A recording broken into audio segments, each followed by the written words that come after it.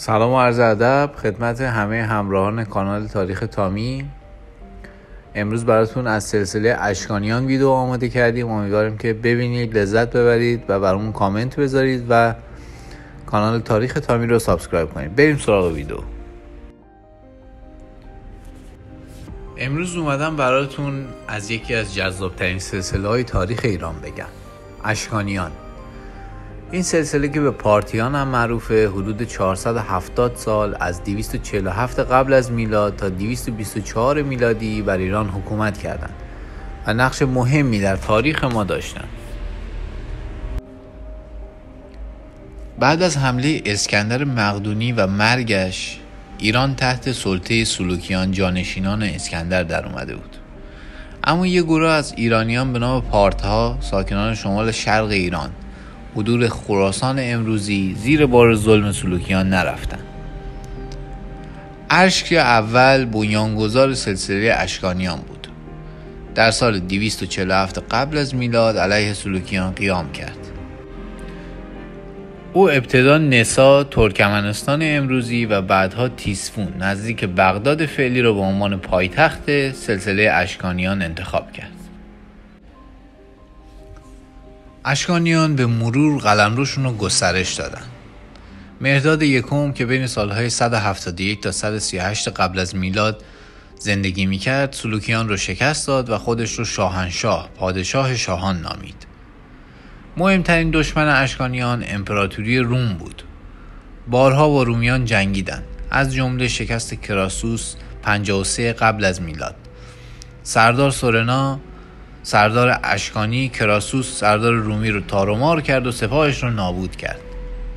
جنگ با مارک آنتونی 36 قبل از میلاد، چون زیاد آهنگ میخوند اونو شکست دادن. البته شوخی کردم. دوباره رومیان توسط سردار مارک آنتونی شکست خوردن.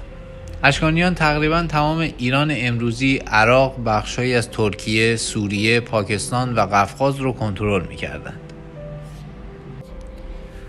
پادشاهان و ملکه های معروف اشکانیان حدود 40 پادشاه داشتند، اما چند تا از معروف تریناشون رو براتون میگم.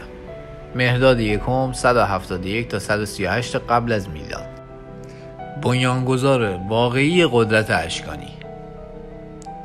مهرداد دوم 124 تا 88 قبل از میلاد، دوره طلایی اشکانیان، سکه هایی با عنوان شاهنشاه. اردوان سوم 12 تا 38 میلادی، همزمان با حضرت مسیح با روم صلح کرد. بلاش یکم 51 تا 78 میلادی، احیاگر فرهنگ ایرانی و حمایت از ادبیات. اشکانیان چند ملکه قدرتمند هم داشتند، مثل ملکه موزا، همسر فرهاد چهارم، که حتی روی سکه ها تصویرش کنار پادشاه بود. نظام حکومتی فئودالی و غیر متمرکز. حکومت ملوک و طوایفی. اشکانیان به نجبا و شاهزاده های محلی مثل خاندان های بزرگ قدرت می دادن. این هم نقطه قوتشون بود، هم ضعفشون. ارتش اونها سوار نظام های سنگین اسلحه که به کاتافراکت معروف بودند و تیراندازان ماهر پارتی بودند. فرهنگ و تمدن ترکیب ایرانی و یونانی.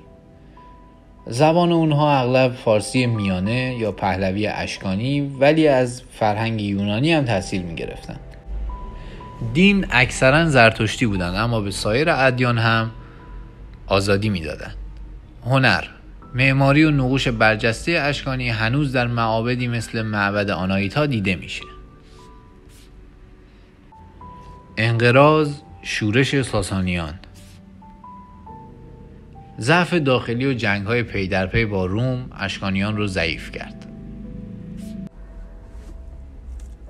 آخرین پادشاه اردوان پنجم بود که در سال 224 میلادی توسط اردشیر بابکان، بنیانگذار ساسانیان، شکست خورد و کشته شد. علت سقوط: اختلافات داخلی، قدرت گرفتن اشراف و ظهور ساسانیان با شعار احیای ایران باستان. و حرف آخر: اشکانیان اولین سلسله ایرانی بودند که بعد از اسکندر دوباره ایران رو متحد کردند. اونها با روم جنگیدن، فرهنگ ایرانی رو زنده نگه داشتن و راه رو برای ساسانیان باز کردن. هرچند تاریخ نویسان قدیمی مثل رومیان گاهی بهشون سخت گرفتن، اما امروز به عنوان نماد مقاومت ایرانیان در برابر بیگانه شناخته میشن.